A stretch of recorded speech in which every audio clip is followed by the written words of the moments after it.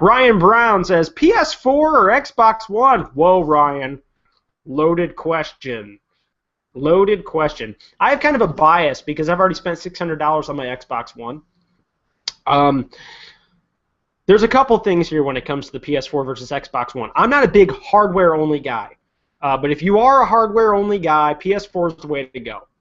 There's a lot of things Xbox dropped the ball on this release of the consoles, but after playing Titanfall, I'm wondering if it matters, because Titanfall is absolutely phenomenal. I played the beta, and so it's Xbox One and Xbox 360 and PC only, so that means PS4 users aren't going to get it. But the problem with Xbox One is it's been a marketing nightmare from the beginning. If somebody hasn't been fired, they need to be fired. They don't have the full 1080 support right out of the box for some games because the developers were kind of left behind, and developers are adjusting to the system. I do remember reading a couple articles about the whole 1080p fiasco, and the developers were saying writing for the Xbox One is very similar to originally writing for the PS3.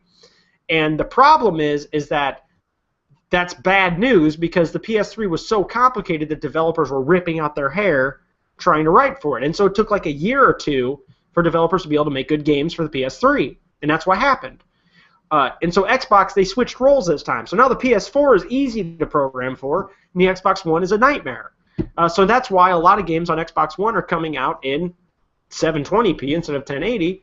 And then they said, okay, well, even when we get really good at this on Xbox One, it's still not going to be as fast as the PS4 because the Xbox One is also a multimedia center, and so there's operating systems layered on top of each other, so the performance will be degraded on the games. So when it's all said and done, even when developers tap into it completely, the PS4 is still better, hardware-wise. But Xbox Live, still hard to pass up if you already have a gamer tag. I'm probably leaning more on the side of PS4 in this battle right now, but I love Titanfall, so it would be hard to pass that up. But it really depends on the games. That's what it's going to come down to. Still probably a little bit too early to actually decide on that full decision. Good question, though.